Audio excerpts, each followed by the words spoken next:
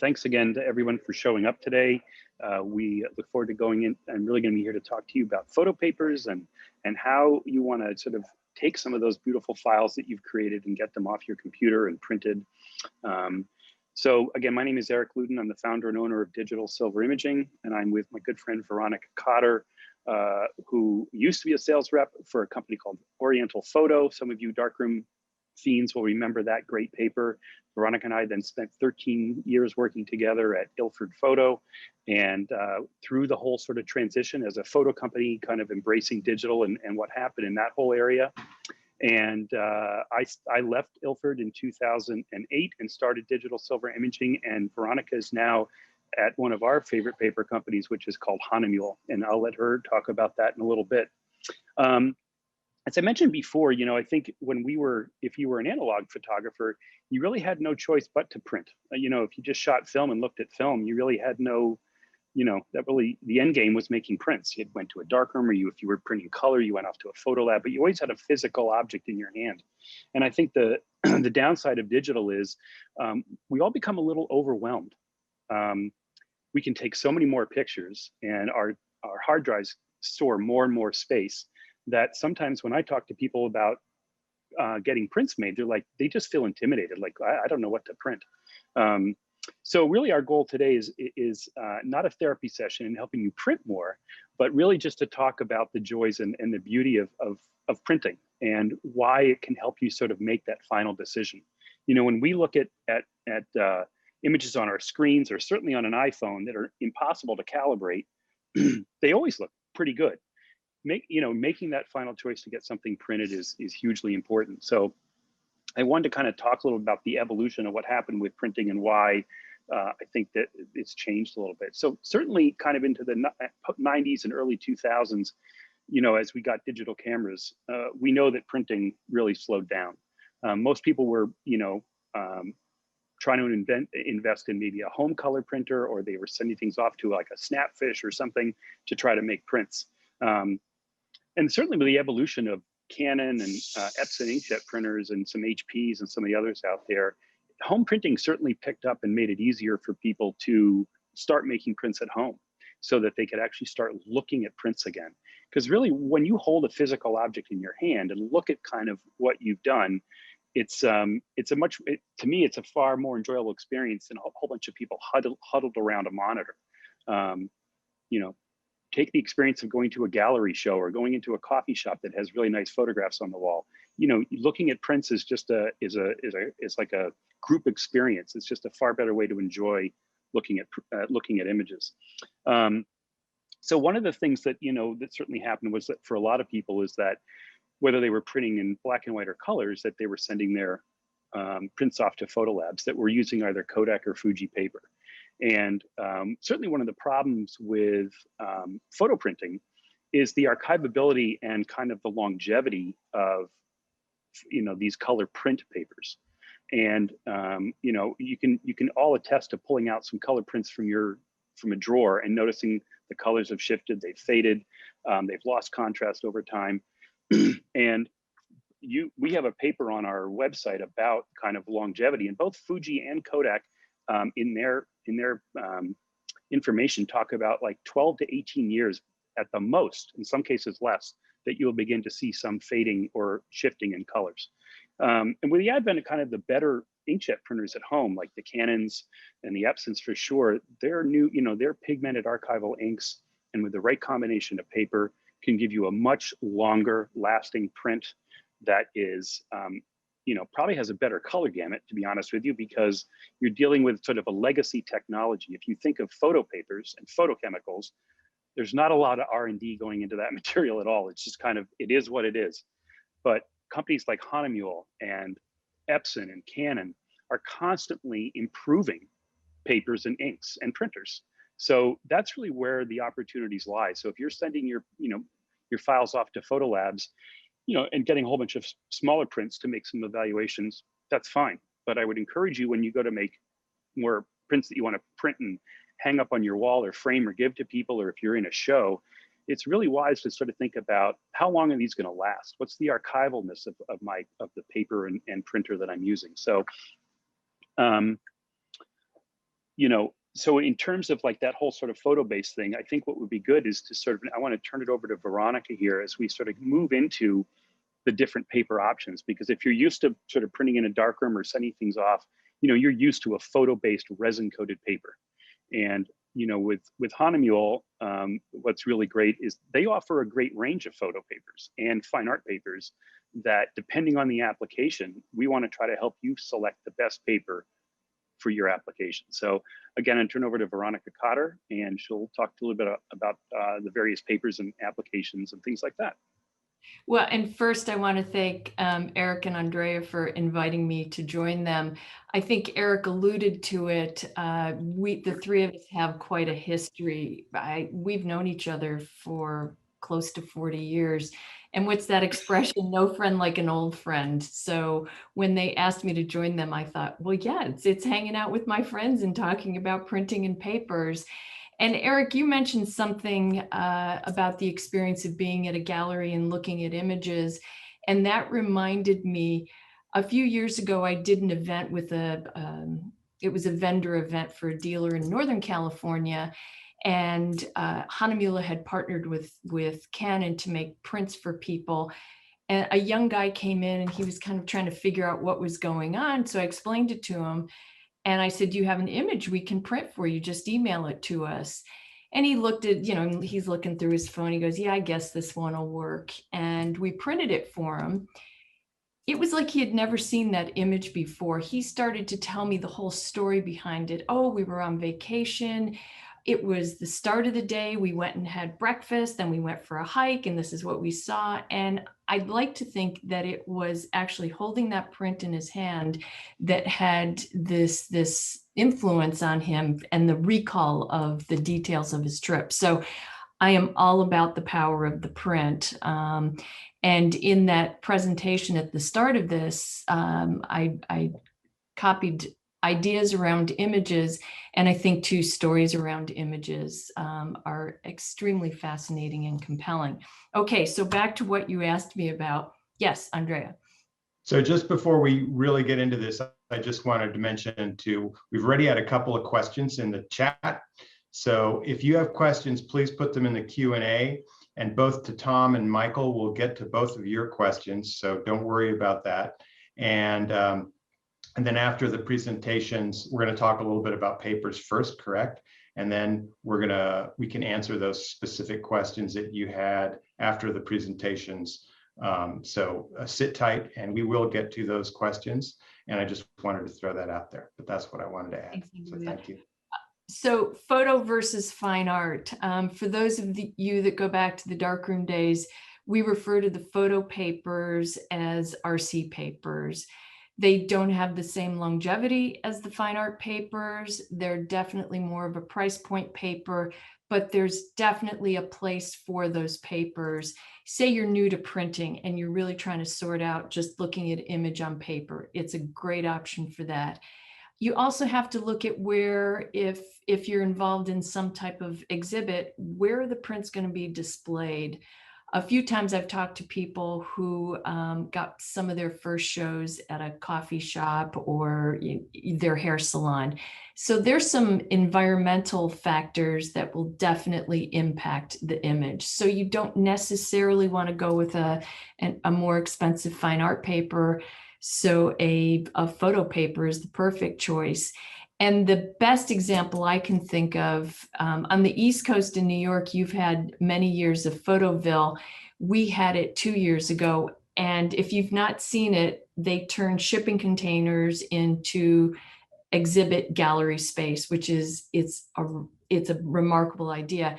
Once again, it has some exposure to elements, so you don't want to go to the expense, especially when you have these big long prints, of putting them on 100% cotton paper or an alpha cellulose paper. So something like the Photo Pearl, which is a 310 GSM, so it's got a great heft, and it has a beautiful surface. It's one of my papers. It's on my short long list of favorite papers. That's when it makes sense to use a photo paper. Veronica, can I yes. can I ask a quick question? Sure. So you called the photo pearl an RC paper. What is an RC paper, and how's that different than what you're calling a fine art paper? So it's a resin coated paper, or I think some people have referred to them as plastic papers. They just don't have the same base, and they don't have the same coatings. When you switch over to our fine art papers, we use cotton, alpha cellulose, which is a refined wood pulp, and we also use fibers, so bamboo, agave, and hemp. And then we actually have kind of the next step up in coatings for those papers. And then when I say longevity, so fine art papers with pigment inks, and I think that was one of the questions, with pigment inks, it's 100 years plus. RC papers, it's that whole thing. How is it being displayed? I think you said 10 to 12 years. I think that's kind of our photo range may go a bit higher, but it once again depends on how it's stored, displayed, etc. Right. And I think that the opposite of a pigment ink is a dye, right? So there are lots of dye printers and dye sublimation printers, and dyes don't have the longevity of pigments by a long shot. Right. Yep. Yeah. The dyes, it depends. And that's also when Eric was talking about traditional color photo papers like the Kodak and the Fuji. Those papers actually, even though they use silver to develop the papers, they couple to a dye which produces the color. So, and that dye is very sensitive to fading, especially when exposed to UV light. I just want to jump in on sort of follow up on Veronica's comment. You know, we kind of approach things from an application standpoint, like Veronica said, and we have printed multiple shows as part of Photoville, and it is really the only paper we ever use is the Hahnemuhle Photo Pearl. Stands up well to the the elements inside of these shipping containers, but I was just holding up a print here. I mean, the quality and the surface really are beautiful, but the durability and the economics of it make it perfect for that kind of application. And I will also reiterate what Veronica says, whether you're printing through us or at home, that's a great go-to paper for printing out a bunch of small prints to make some final determinations. Well, and that paper, Eric, in particular, is very, very popular in the school market. We sell 11 by 17, 13 by 19, 8.5 by 11 all day long into photo programs. It's a great paper. And the other there are many wonderful things about digital, and I still equally love analog, is that you can print both color and black and white images on the same paper. And I always stress to people, if you look at one of our swatch books, you may see the David Lynch image on the Photorag Baryta. So I think the natural tendency is to pigeonhole it as a black and white paper, but I have seen stunning color images on that same paper. So that's going back now to the Photo Pearl. That's why it's a terrific choice and option for students.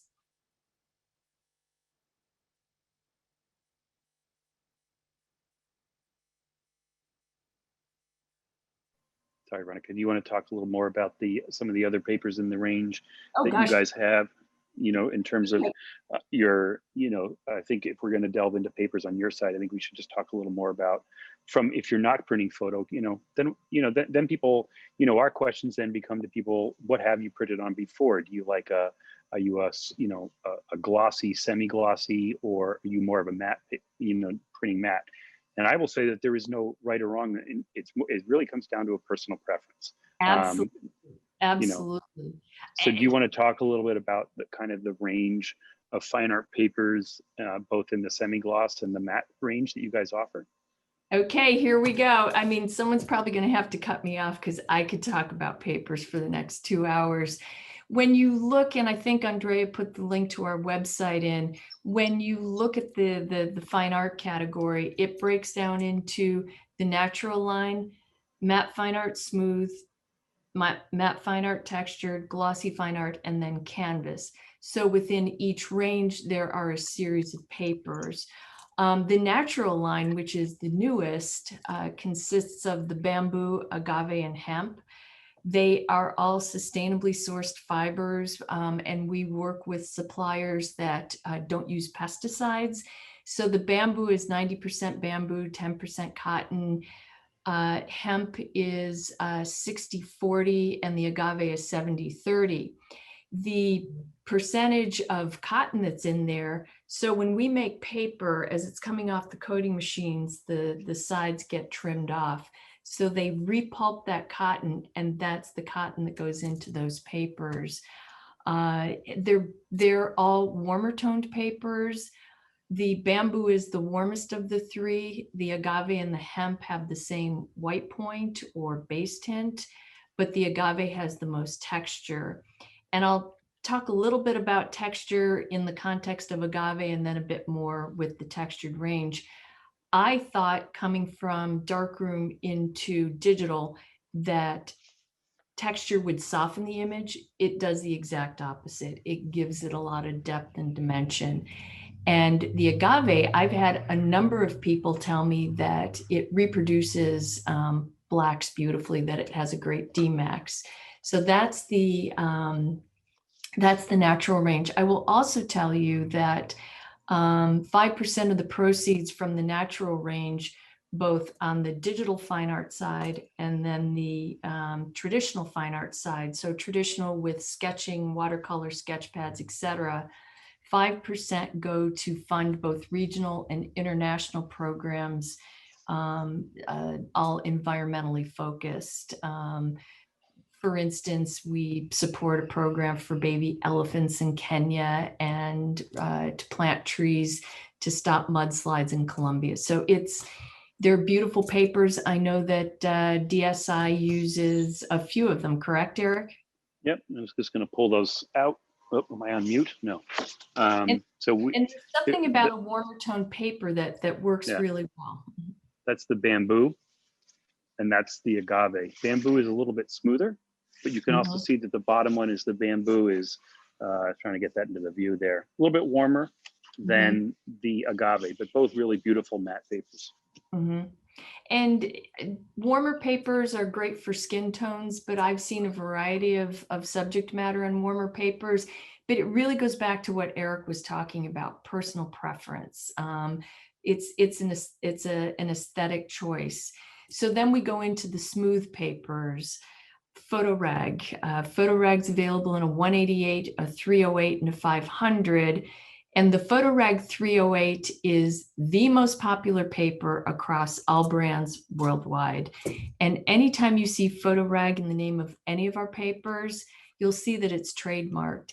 It indicates that it's 100% cotton paper.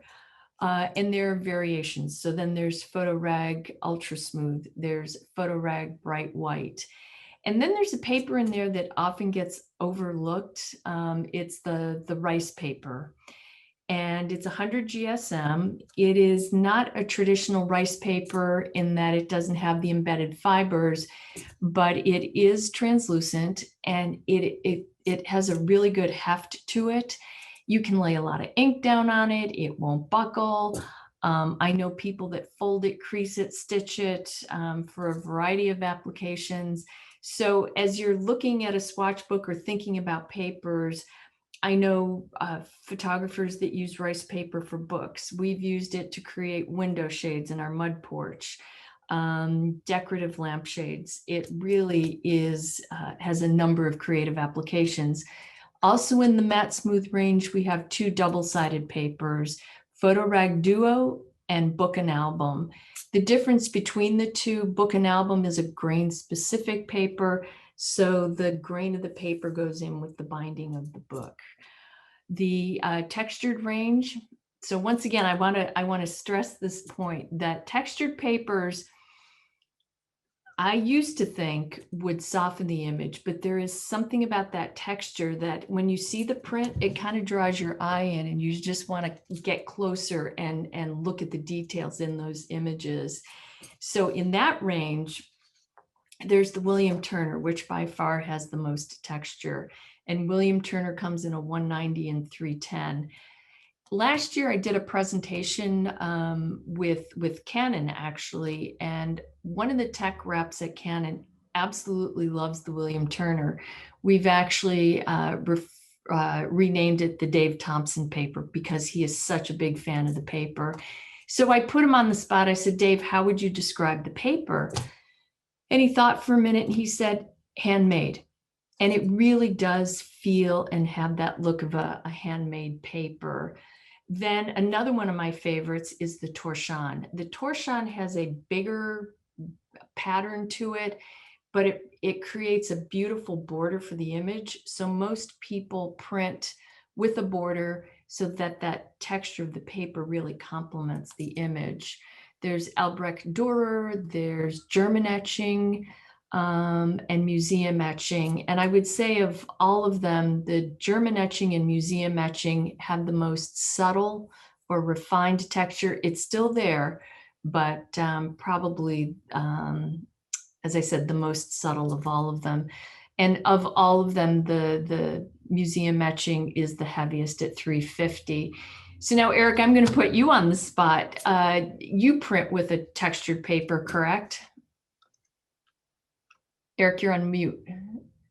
Thank you. Yep. Yeah, so we do print with a variety of the Hahnemuhle papers, which we can show you a little bit later on our website. Or Andrea, maybe you could post a link to our colored print page, our inkjet printing page, so that they can see that. Yeah, so we use the museum etching a lot. If people want more of a texture, what we love about the museum etching too is that it's a 350 GSM. So for those of you wondering what that GSM stands for, it's grams per square meter. And basically it's just referring to the weight of the paper. So if you see, the 188 in the photo rag, that's going to be a fairly thin and lighter weight paper, and it's a little less expensive. The 308 is obviously heavier, but the 350 GSM in the museum etching is a really nice heavyweight premium fine art paper that that's how, if somebody says I want a little more texture, that's what we go to. Or now that with the natural line out, we'll recommend the agave. So those are a couple. And I'm sorry, Eric, go ahead.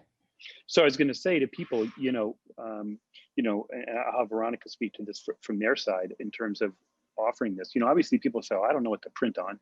I don't have a home printer. What do I do? So at Digital Silver Imaging, one of the things that we offer is a print sample promotion. And so you can send us, you upload one file to our website. You can select 3 different papers and get 3 8.5 by 11 prints that we print them full frame. We don't crop your image. And we also don't adjust the image on our side because we want 2 things. Number one, we want you to see your file printed on 3 different papers. So I recommend to people, if you're trying for the first time, maybe you try the Photo Pearl, and then maybe you pick one of their lovely fine art semi-gloss papers, which Veronica will talk about next, and then one of the matte papers. And so you get that whole thing for $45, which includes shipping. But if you are printing at home, Hahnemuhle puts together a few great sample packs that have a few sheets of each paper in there that you can get from your favorite photo dealer. So I don't know if you want to talk about those different sample packs that you guys offer, Veronica. There are 2 options, 8.5 by 11 and 13 by 19. And there's one for each range. So I talked about the natural range. So there's a corresponding sample pack. The matte fine art smooth corresponding sample pack, and same for the textured and the glossy. As I mentioned, 8.5 by 11 and 13 by 19, 2 sheets of each. And the great thing is they're all marked on the back. So they have the name of the paper. So we always recommend taking 1 or 2 images, printing them out, and put them up in different lighting conditions, look at them different times of the day, and look at them over a course of a couple of days. Your mood may change significantly, and one or 2 may really resonate with you, and that becomes then your paper of choice for that particular image or that particular series. And I can't say that I have a preference for 8.5 by 11 or 13 by 19, although with the 13 by 19, what we do here at home is that we'll print 6 different images. We'll do a portrait, we'll do a couple black and whites, and then we'll do one with really vivid colors. So with one piece of paper, you're looking at multiple images. And if that doesn't work for that particular image, at least you have that reference for the next one. And when I do presentations in person, I have 7 prints, 1 image on different papers, and I'll show someone, say, the PhotoRag 308, because that's always a good place to start. And they'll look at it, they'll pass it around, and we'll talk about the characteristics of the paper. And you can see people beginning to think, this is the paper for me. And then I will pull out something, that same image on a William Turner, and same process. And then I'll usually go with the PhotoRag metallic, just because it is so different. And eventually what they see is that I get it. It's not necessarily the same paper for every image, and I really need to look at a couple. And also, the hardest question, and I'm sure you guys get this as well, someone will show me an image and they'll want me to tell them which paper. I'm always more than willing to give suggestions, but it's such a personal aesthetic that the print promotion that DSI has really is the perfect way to look at your image on paper. Veronica, so Yeah. I think that I'm kind of intuiting from a lot of the questions and what's coming up in the chat that people are a little overwhelmed by, you know, the sheer quantity of papers and how to select them. But I know that kind of based on the way that, you know, and I've posted links to Hahnemühle again and to our Inkjet page. We also do silver gelatin printing. I think Eric's going to touch on that too.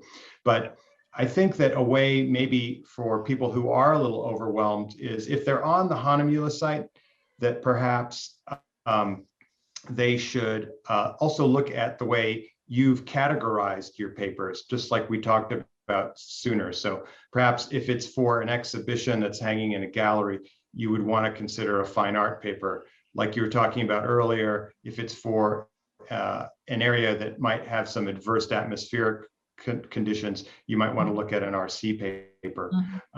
So I think by looking at the site and kind of narrowing it down by category, that's a good way to proceed. And also considering what color the paper base is, because they vary considerably. Well, and that's the thing. And this is what we call a media sampler. So if you went to a camera store, you'd see there's a 6x8 printed swatch book with all the papers. These are all those same papers. But what I like about this is that it's truly all about the paper. And you can fan it out. Some people, you know, unscrew it and lay the papers out. And you really begin to identify, Andrea, to your point, the differences in base tint, texture, and even weight. And you really begin to think about how it all kind of interacts with your image. They're all really important considerations. And okay, I am willing, if you send me an email, I will, with your mailing address, I'll send you one of these. And as I said, it's really a great way. And also what I like about these, so if you're printing yourself, obviously you can look at papers, as I said, base tint, texture, and weight. But also when you're working with Eric and his group, you can have that conversation based on those same characteristics. If you're outside the US, I will try and link you with one of our selling companies. But if you send me your name and mailing address, and also we're waiting for a resupply from the mill, so it may take a little while, but I will get it to you. So Veronica, how do you want me to handle that? Do you want me to put my email in there, please, Andrea? In the chat? Yeah. Yep. Okay. Here goes. So we talked about, and Veronica, I just want to make sure that is your current email, because I know there were some switches in emails, right? Veronica.Cotter. HAHNEMUEHLE.com. That's it. Yep. Great. Thank you. Excellent. So think about it now. We've talked about natural, we've talked about smooth, we've talked about textured. Now we're going to go on to glossy. And this range has the most papers. There is the Fine Art Pearl. There is the Baryta Satin. The Baryta Satin is a slightly warmer base tint. I often refer to the Baryta Satin as kind of the glossy version of bamboo. And the Baryta Satin, it's more of a sheen than a shine. The Photo Rag Satin is a very interesting paper. So it's the only paper in the range that takes the matte black inks. So where the ink goes down, you have a little bit of a sheen. Where there's no ink, it has more of a matte characteristic. It's really interesting. It's kind of a fascinating paper. Photo Rag Baryta, one of my all-time favorites. And Photo Rag Baryta is one of those papers that if someone is transitioning from darkroom to digital, or they're pulling out their archive of negs and looking for some recommendations of something that looks similar to a silver gelatin print, I usually start with Photo Rag Baryta.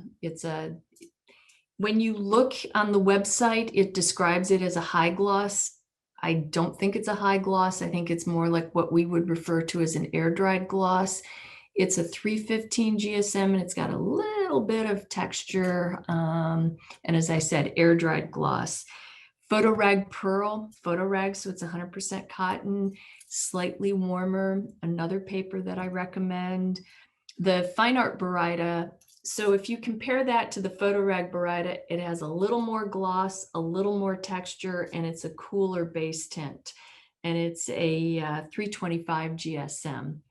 Then our Photo Rag Metallic, which we introduced a few years ago, it is a stunning, stunning paper.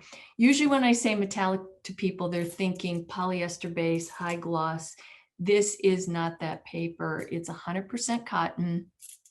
It has a beautiful proprietary metallic pigment coating, and it's a 340 GSM, so it has a really good heft. Is that what you have there, Eric? It is a beautiful paper, and it reproduces black and white and color beautifully. I was skeptical coming from, 25 plus years of black and white, but it does a really good job with black and white. It's stunning. And then the final paper in that range is the Baryta FB, which is the heaviest at 350. It has the coolest base tint and the most gloss. And then we have canvas. So Cezanne, gosh, I'm having a brain fade. We actually have a metallic canvas, Goya, and a few others, all on the website. I think we're really focused on papers today. Yep. And Eric, since we're talking about papers, do we want to talk about protective spray? Yeah, I want to just take a moment to talk a little bit about the silver gelatin process for black and white, which is so. One of the reasons I joined Ilford was because I was a passionate black and white photographer way back in the day, and in the mid 90s. And the reason, it was really the same reason I decided to start digital silver imaging in 2008. So as digital evolved, and if you were shooting digitally, there weren't a lot of easy ways to make real black and white prints anymore. If you transitioned from film to digital, there were some solutions. One of the biggest problems was that a lot of labs were then printing black and white photos on color C print paper, Fuji or Kodak. And the huge problem with that is that there's always a color cast, because again, it's a color process, and you're trying to print a black and white image using color dyes and colored papers. So Ilford in 2006 figured out how to make a paper that was responsive to these big machines called laser enlargers. You may have heard of a Lambda or a light jet, or you may have heard the term digital C print. They all expose photosensitive color papers with a laser, and then it's processed in color chemistry. And in 2006, Ilford figured out a way to actually take one of their resin-coated papers initially and coat it with a sort of a more, because the lasers are very bright. They're not like your typical, Bessel or Omega enlarger.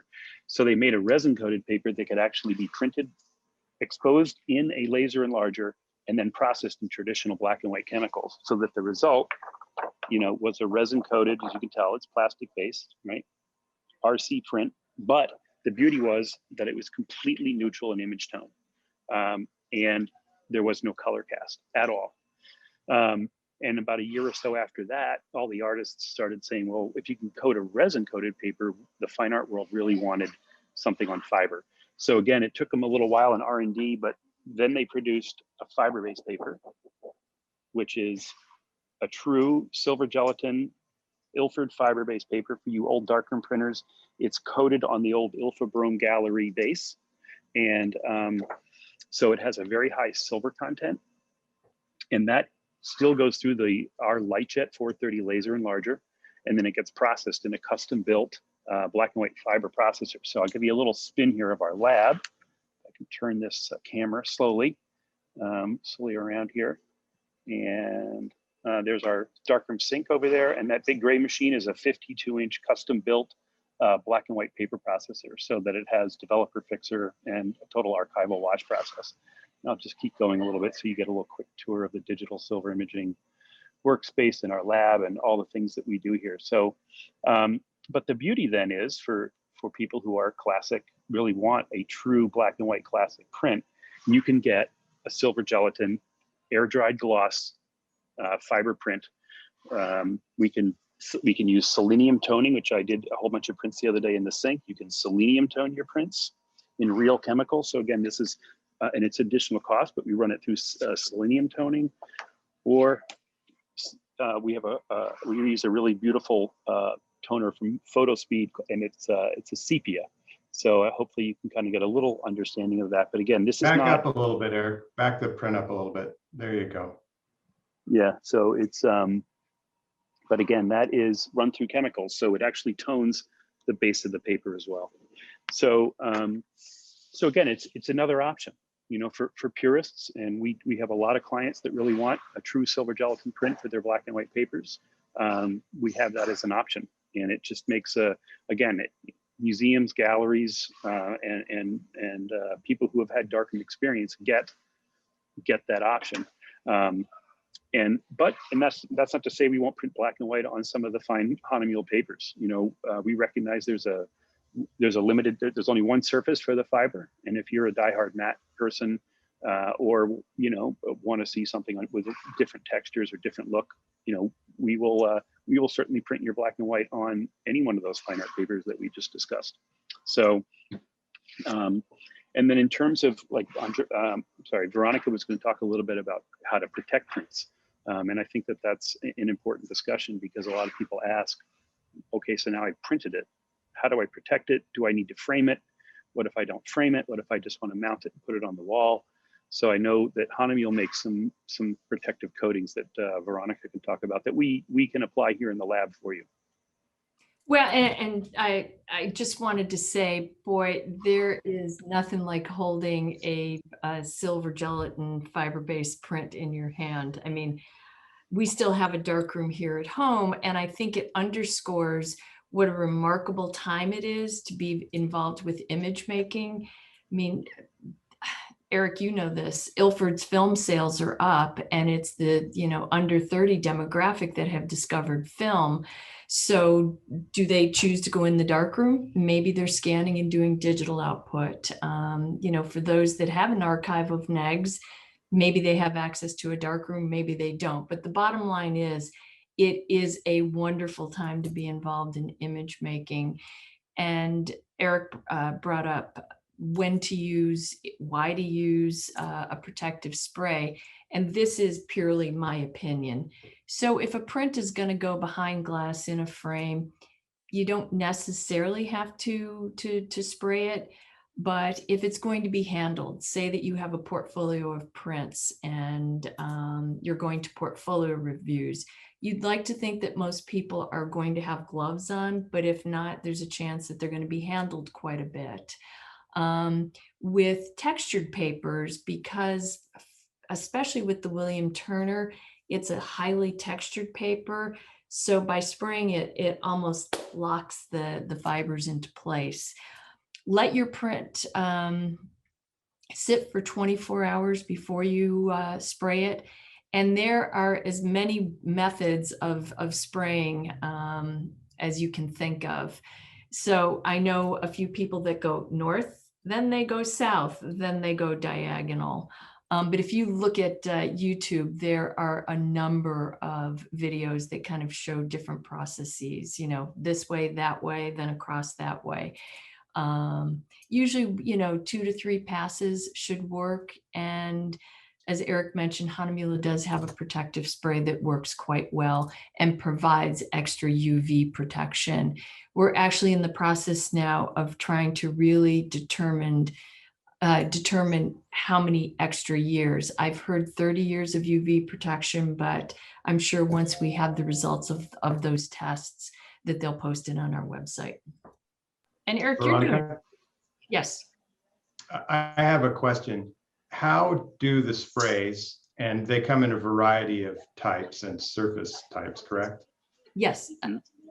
No, do? I'm sorry. It's just, I'm sorry. The varnish does, the spray just comes in one type. And I think I know where you're going. It doesn't affect the texture. It doesn't change it at all. Okay. And my other question is, does it influence the look of the print at all? A little bit. It does. I would say on the semi-gloss papers, it has like no apparent difference. On the matte, just slightly, and what we'll show some people, if you put it on the matte, it actually punches up the Dmax just slightly, but it's not a significantly noticeable difference. But it's one that, you know, I tell people, you know, when you rub your finger across the print, you can't tell it's on there. But it does add, you know, a little protection against fingerprints, and it does add a nice, as Veronica said, it sounds like they're doing some tests, but it does add additional UV protection. So if you're, you know, if you're someone who doesn't want to put something in a frame and likes to sort of float mount a print on the wall without glass and all that stuff, it's really a nice way to enhance and protect the print, because especially if you've gone through and listened to us talking today about the variety of papers. And if you frame it and put it behind glass, you kind of then one step removed from all the kind of considerations you put into selecting the appropriate paper. So if you mount it, you know, which we offer a variety of mounting options, and then we spray it for you, you can put that right up on the wall and not have to worry about its, you know, how long it's going to last, because you've added that, you know, 30 plus years of UV protection. Well, and Eric, you bring up a good point. The papers are just, there's such a beautiful variety. And I think you want people to have that kind of that interaction with the image and the paper. And more, I'm seeing some really creative and clever options to how people will display work. A few years ago at the Leica Gallery here in Los Angeles, an artist had, they were pretty much floor to ceiling prints, and they were on I think it was the William Turner, one of the textured papers, and she used a clip system. And it was interesting to step back and watch how people engaged the work. And to your point, people are floating images, which reminds me, I forgot to mention that 3 of the Hahnemühle papers are available with a decollage or a torn edge. So that's something that you definitely would want to float. Yep. So I guess what I want to do just quickly, since we're talking about printing and stuff, I'm going to share my screen for 1 second here. I just want to show people, I want to remind you about, you know, if you are looking to work with a lab, that we offer the print sample promotion. And if you're printing at home, you know, talk to your favorite, you know, wherever you're buying your inkjet papers and or you know, your camera store or whatever. You definitely want to check out these sample packs from Hahnemühle. So I'm just going to share my screen here. So this is the digital silver imaging site, and we are going to be offering a discount on all of our prints to everybody on this webinar today. It's a 15% discount, which is good through the 26th is what we did. So when you go there, you want to order through our value print page, and through our value print page, you can get all the papers that we offer, and both inkjet and silver gelatin. The promotion is on this section of our website, the prints only. We just didn't want to complicate it with the other 2 options are for silver prints with mounting and framing and inkjet prints with mounting and framing. But you want to really focus on the prints only option here. And then at the bottom here is the link to our print sample promotion that we talked about. The black and white, just so you know, it comes with 1 photo pearl and 1 of the photo gloss prints. And on the inkjet papers, you get to pick the 3. So that's why there's an image of 3 prints. And we do label the back of each paper. We have a little Avery label we stick on the back, so it makes it easy to identify which paper you've selected. And I just want to remind you, if you send us a square image, we will print it square on the piece of paper. If you send a panoramic, we're going to print the whole thing. We do not crop anything on these. And again, I pointed out earlier, we do not make any adjustments on these. And here's the reason why. Our goal is to have you work in a calibrate, to try to get your monitors calibrated and looking right. If our prints come back and look too dark or too bright compared to your screen, there's a good chance you're out of calibration. And I would recommend either going to our website or onto the 7 Insider website and watch our video that we did on monitor calibration, because that's a huge part of this process. Whether you're printing at home or whether you're printing from us or some other lab, if you really want to start doing printing, I highly, highly, highly recommend that you calibrate your monitor. So, so that's about our website. And again, you'll get an follow-up email here from 7 with the special promotion for printing. So I'd love to sort of follow up on all the questions. I saw one in here about John Cohn and his interesting black and white inkjet system, which is, John's a great inventor, and I think he's like a scientist at heart. And if you are a person who really likes the total control and wants to do black and white printing, I would say it's the best option if you are committed to doing printing at home, to do black and white prints. It really is a phenomenal system. That means you have to have a dedicated printer that will void any warranty on it, because you have to sort of rip out the heads that are in there and put in his system. And, but I do believe it's a good system. It just requires a little more babysitting than your normal, than say a straight out of the box Canon or Epson printer. So again, if you're a person who's going to print at home and focus on black and white, if that's the way you want to go, that's fine. I would encourage you to make one of our silver prints, to try our sample promotion, so you'd have something to compare it to. What does a John Cohn print look like compared to a true digital silver imaging fiber print? Well, and Eric, I've met people over the years that have the luxury of having 2 printers, where maybe they've upgraded to a newer version of a printer, and then will sometimes take that older printer and dedicate it to the piezography. But they are beautiful prints. I have seen them over the years, and they are really beautiful prints.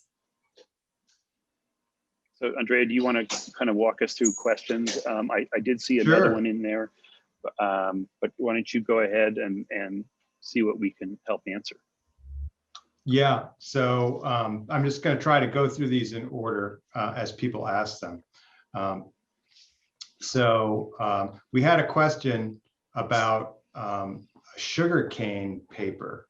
Was that something that Hahnemühle made at one time, Veronica? Yes. I think it's not available in cut sheets. When I started 8 years ago, it was just starting to kind of be phased out. I think it would be a nice addition to the natural line. I think we still have some in rolls. If you send me a note, if you're truly interested in getting some, just send me a note and I'll let you know. There are no cut sheets, and we have limited availability in rolls. We had a rough and a smooth version. Yeah, so we have a really interesting question from Abdullah in Sarajevo, and who's a photo student, and they don't teach, he's not getting taught about printing, and they outsource their work to labs, but he says their labs aren't knowledgeable. And what would you do in that situation, I think, is the kind of the gist of that question. What would be your guidelines for that? I would, that's a long conversation. I was going to suggest, one of the things that, we pride ourselves on is we are a Hahnemühle certified print studio. And, by doing that, we worked with Hahnemühle, did some testing and got sort of, certified. And I know that Hahnemühle has a great link on their main website of how to find a certified print studio. And those certified print studios should be knowledgeable of all papers, and obviously Hahnemühle, but there may be some other brands that they offer for if Hahnemühle didn't have something in their range, whatever. But I would look for one of those labs. So maybe we can. I think Andrea just posted that link. Did you just post that link? Yep.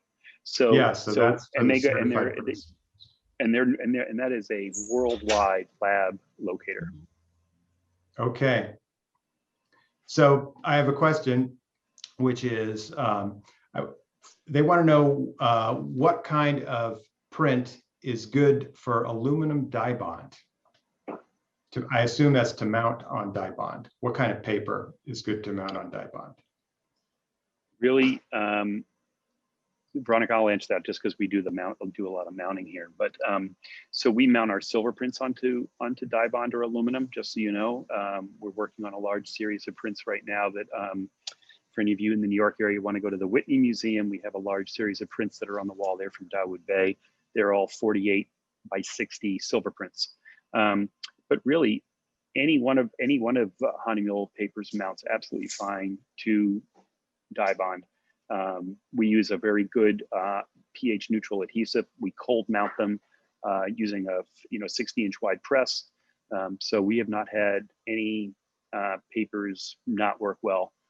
We've had no issues, whether we're face mounting a print onto die bond with acrylic on the front, or whether we're doing a fine art print that's then being sprayed. I've had no issues with any of their papers.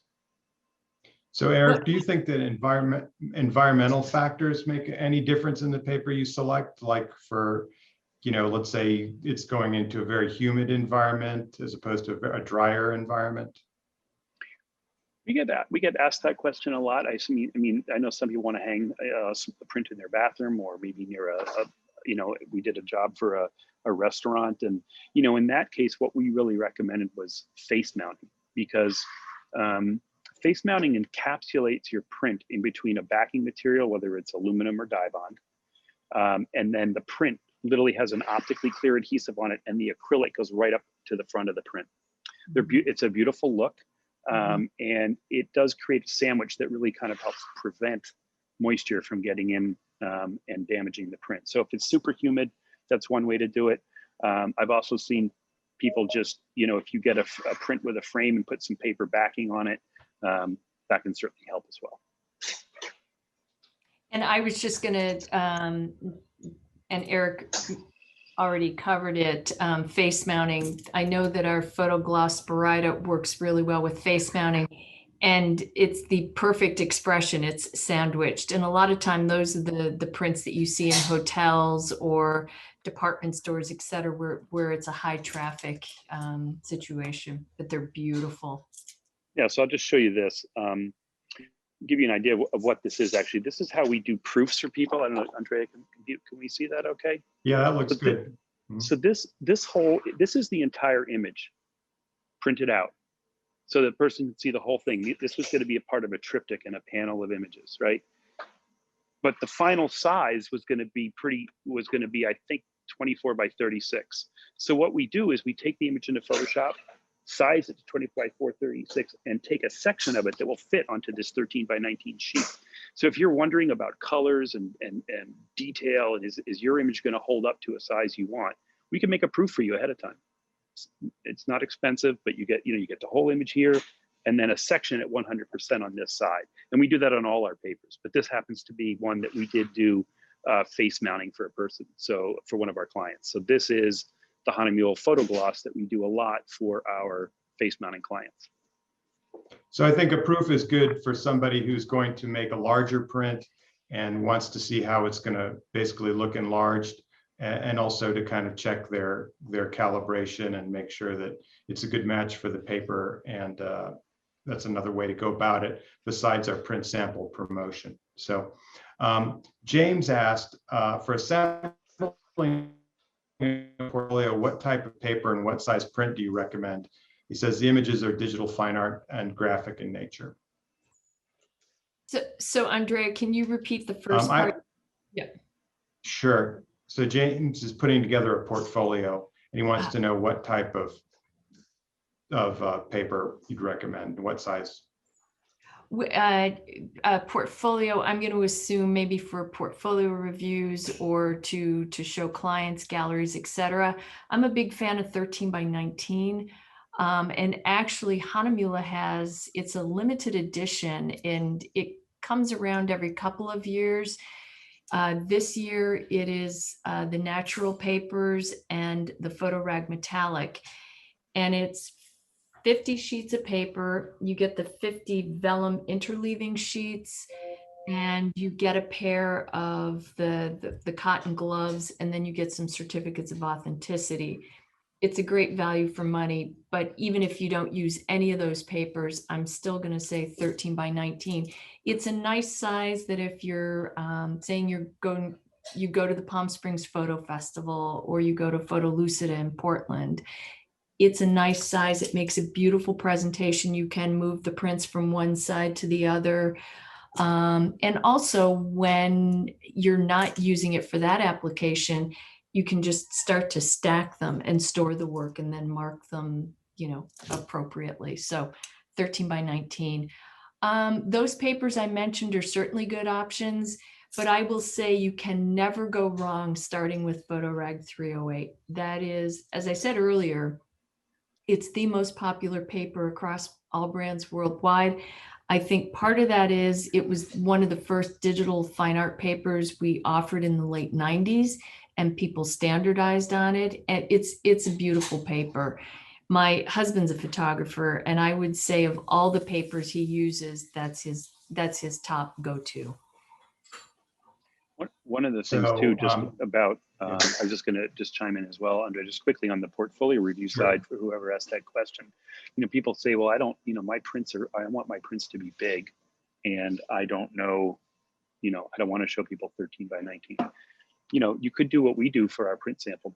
For our proof is literally you could make a swatch of the thing to show people that it would hold up to a 30 by 40 or whatever you're going to print. But and we've often recommended that to people, that you kind of just show people the details and everything does hold up. So you could just do the same thing in Photoshop, make a strip, put it down on the 13 by 19 paper. So that's something. Or another option. Yeah, or another option would be to print one actual size, maybe one, and carry it in a tube, so you're not burdening yourself with a gigantic box of prints or portfolio of prints. So can I just throw in one other thing? Sure. And I know you don't print this size, but for people that are printing at home, we have photo cards. There's a 4x6 size, which if you look behind me, I've started my collection of postcards that people have sent me, but we also have an A5 size, which is almost 6x8.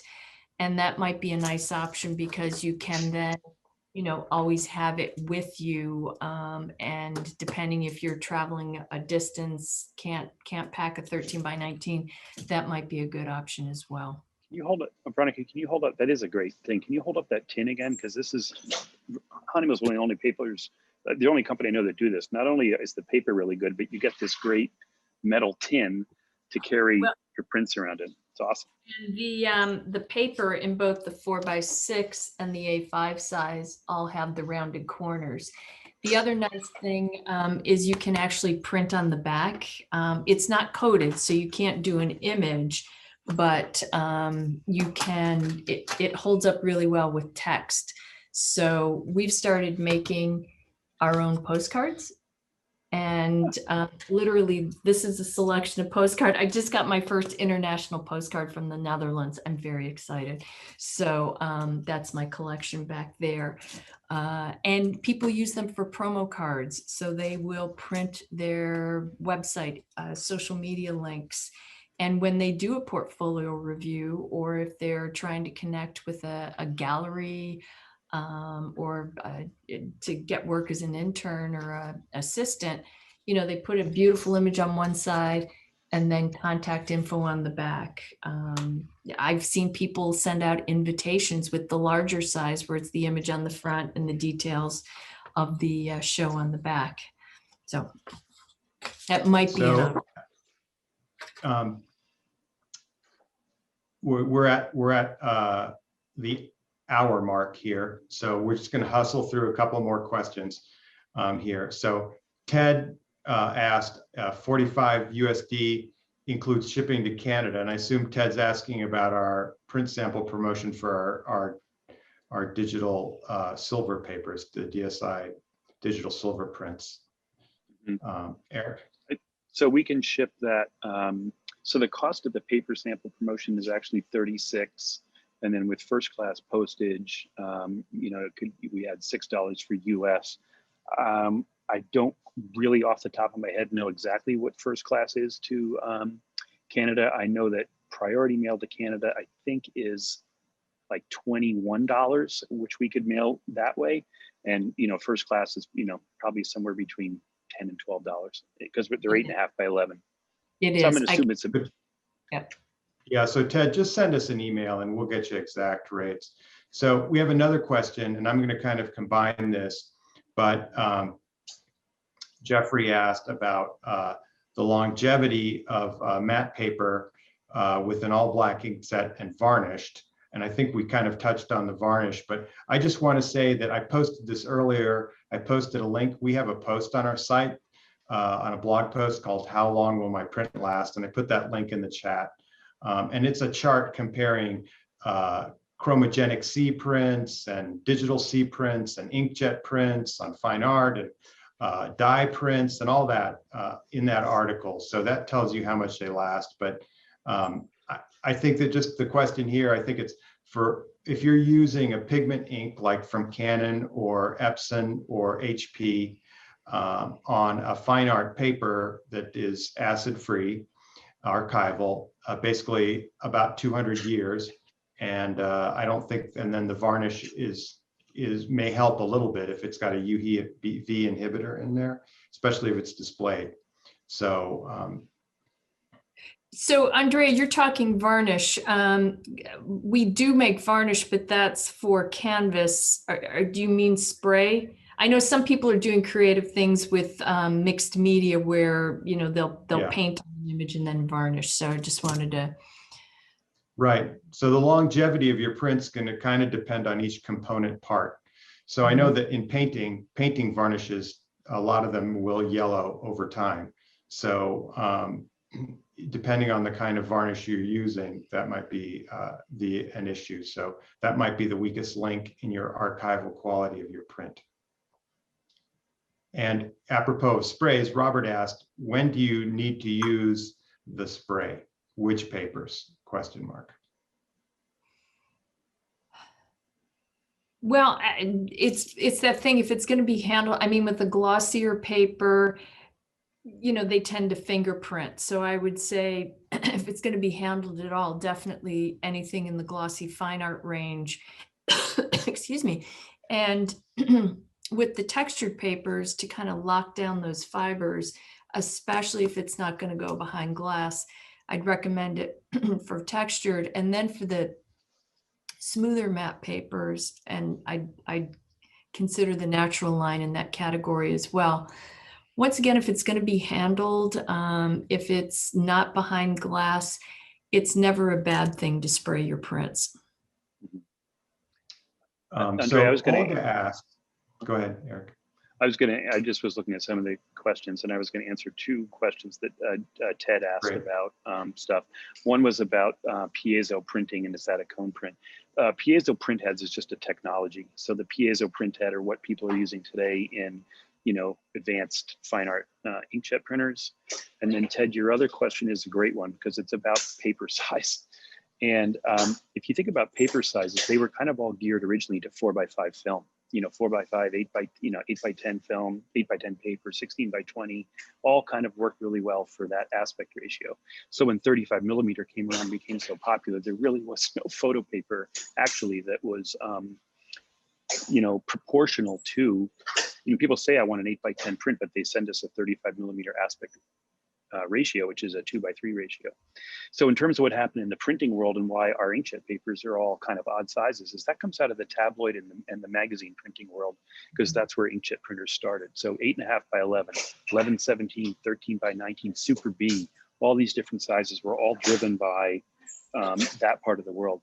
And I will say, going back to Veronica's comment, which is why I'm such a fan of 13/19 as a paper size, is that it prints up an image from a 35mm aspect ratio at 12/18 with a 1/2-inch border all around. So it is, for me, the most ideal paper to print on if you're a big 35mm shooter. And it's big enough, it's just big enough, especially if you're doing a portfolio review, for someone to get a real sense of the image and of the work. So I have a question here. Let's see. Oops, I just lost it. Oh no, from Olga. And if I can interpret her question correctly, she asks that if an image is presented, not behind glass, how long will it last? Oh, excuse me, fine art paper with pigment inks, we safely say 100 years, but it's probably closer to the 200-year range.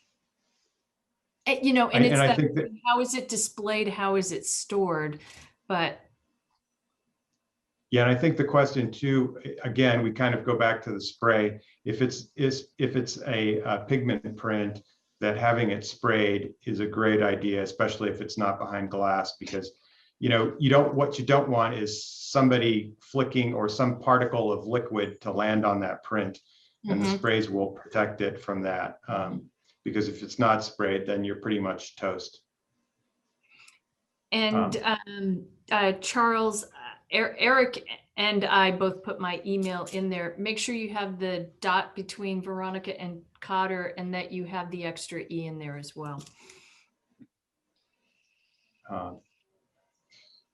Let's see, getting a lot of questions about sprays. Can the sprays be used on dye prints or just on pigment prints? No, you can use it on both. Okay. What it won't work on is anything they will not work on a resin coated base paper. So do not try to spray it on photo gloss or photo pearl, or it won't help it certainly won't help your digital C print, your chromogenic print.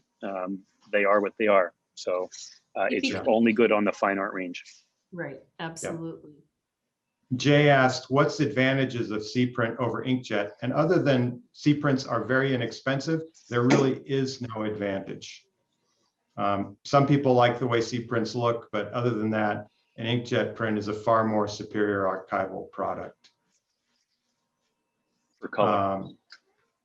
For color, right.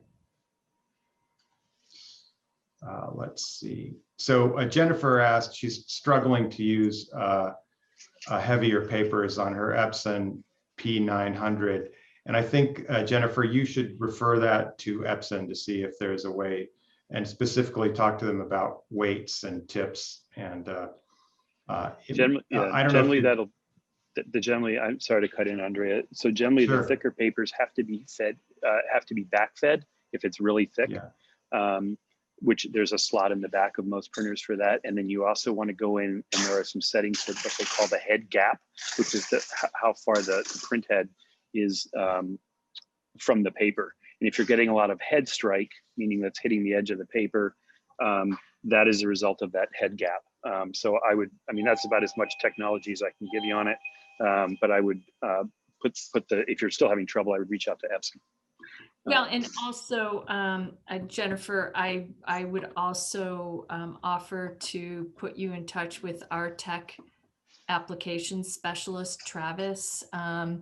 Before Canon or Epson launch a printer, they send one to him and his counterpart in Germany. So between the two of them, they create all the profiles. So as Canon or Epson launch a printer, simultaneously you can download the profiles.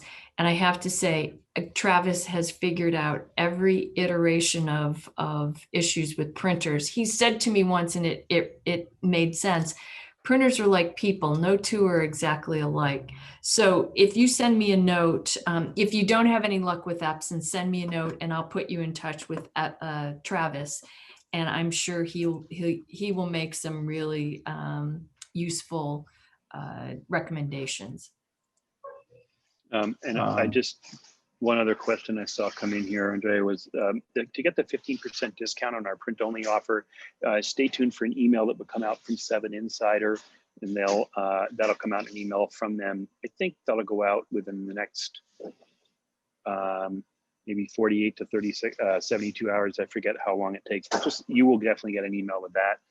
And then the other question I saw here from Jane is about running a paper through a printer more than once. It's a little tricky, but what you'd have to do is make a template or a page size in Photoshop of the paper size you want to do, and then put an image in one section, print it out, and make another, use the same template, but put an image in a different section and run it through again so that they don't overlap.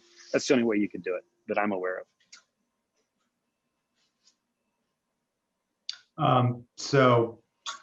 We had in the chat, Charles says that he got an email address correct, but a return came from Hahnemuller with many suggestions on how to get an email through.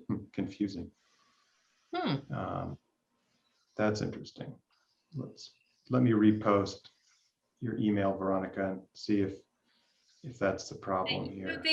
Charles, they in Germany, they did some upgrades to the spam filter. So I think it'll still go through. I'll just, excuse me, look in that filter. You know what? I'm going to put my phone number in. If you don't get through, just give me a call. I'm based in California, but my phone number links to our corporate office just outside Chicago. So that's why it's an 815 number. So I think that, let's see if there's any other questions that we really haven't touched on. I think we've touched on most. Somebody asked if this chat will get saved. And I think that that's a question for David and 7 Insider. So I don't know whether they save the chat or not. But you can always, either contact Digital Silver Imaging or Veronica at Hahnemuller, and we'd be happy to answer any specific questions that you have. So unless, and also questions about how to get the promotion, what you'll do is you'll get a promo code, you'll get a response email, thank you for attending email, everyone that attended the webinar, and there'll be a link, hopefully, and a promo code in there. If that doesn't come through to you, again, you can always just send us an email at info@digitalsilverimaging.com, and I'll post that in the chat right now, but that's pretty easy. Can I add one thing that Sure. once again, the three of us have known each other a long time, and we love to talk about photography, photographers, creative applications, and I think it comes down to the importance of the print. And I will tell a story that I tell often. When I was with Oriental, this was probably 1981 at the latest, 82, we sponsored the Ansel Adams workshop. So I got to go, and Morley Bear was one of the instructors. And after the workshop, they had a little gallery show of instructor work, and you had a chance to buy the work. So at the time, I was making less than $10,000 a year. I had almost nothing in my checking account, and I bought a Morley Bear print for $300, maybe it was $350. So I basically drained my checking account. And the reason that my glance is going that way is that print has been there, and I look at it frequently, and it still makes me smile. I still find things in there that I just love to look at.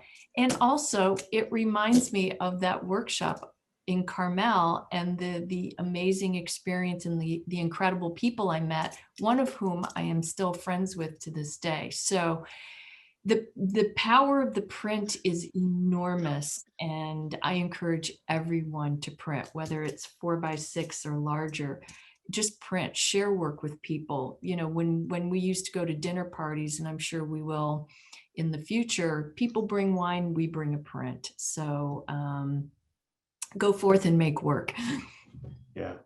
Yeah. Very, very well said, Veronica. Yeah.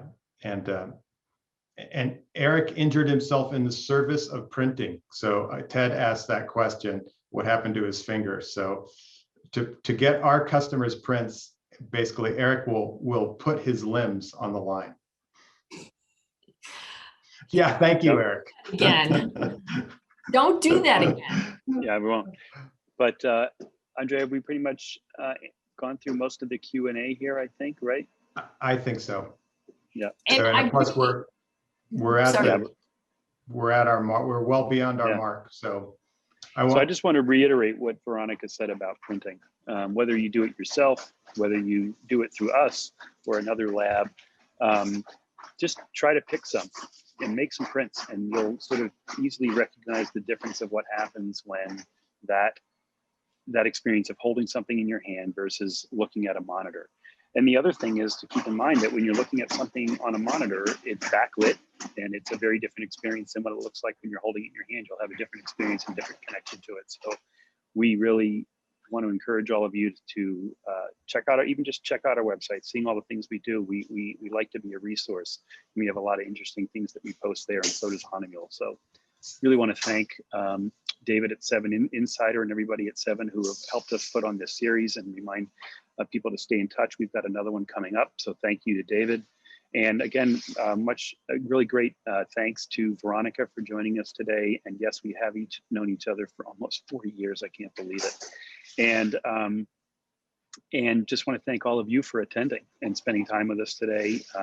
That is really the one thing about the pandemic that I see as the silver lining, that, you know, we're connecting with people all over the world that we never would have connected with otherwise. So we're really enjoying sharing our knowledge, sharing our experience, sharing our passion for photography. So I want to thank you all for joining us, and want to thank the folks at Photo Wings again for making all of these technical series possible. So thanks to their team as well. So I wish everybody a great rest of the week, a good weekend coming up, and hope everybody has a great day. Thank you, everybody. Thanks, everyone. Thanks for attending.